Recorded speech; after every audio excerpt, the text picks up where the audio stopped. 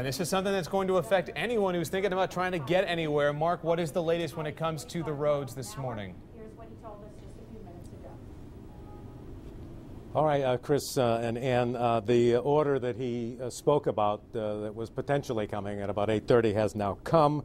Governor Malloy has ordered road closures for all state highways. The closures implemented in 2 phases at 11 a.m. in less than an hour. Trucks will be prohibited from operating on limited access highways. That, of course, is 91, 84, 395, 95, Route 8, Route 9.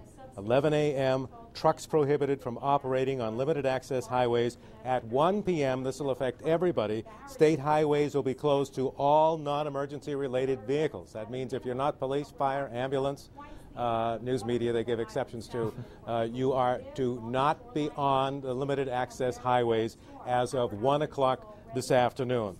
He had said that this would probably start and that he would be able to update us at noon, but obviously because the winds have picked up so much in so many areas, he has decided to implement it a little bit earlier than he thought he was going to. So it is a full truck ban again at 11 a.m. this morning, less than an hour. And the truckers, of course, will know about this because they all communicate with one another. And then everyone is supposed to be off the limited access highways as of 1 p.m. this afternoon. And Mark, we also have heard from the utilities, I believe. Go ahead. I was going to say, we talked about this a little bit earlier. In some ways, this is on the honor system because state troopers have so many other responsibilities. They can't be there making sure that the rest of us don't get on the highway. So it's really important that we listen to this warning and kind of don't try to test it and go on the highway and see if we can get away with it, correct?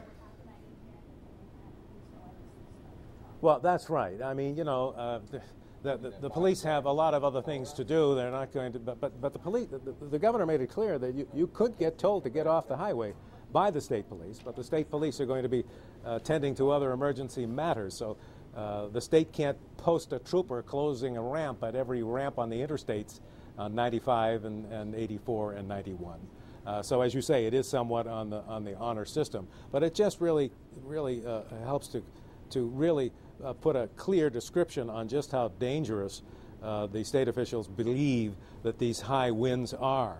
And you could be traveling along on the interstate in a fairly protected area, but then when you come to one of those bridges over a river, the wind can just whip down through the river there and can cause problems, especially if you're a high rig like these tandem trailer trucks and other trucks. Right. So again, it's 11 a.m. for the trucks on the interstates. And he said state highways, so that includes roads like Route 8 and Route 9, limited access roads. And Mark, Governor Daniel Malloy had really been urging President Barack Obama to declare a state of emergency right here in Connecticut. Even before Hurricane Sandy gets here, Obama has declared that state of emergency, but what does that mean right now? Does that put things into play now as we speak? Right. Well, that was the president approved Governor Malloy's request for what's called a pre-landfall declaration of emergency. And there's 2 kinds. After the storm hits, you can declare emergency. But if it looks like it's going to be bad enough, you can request that it be declared beforehand. And that's what has happened.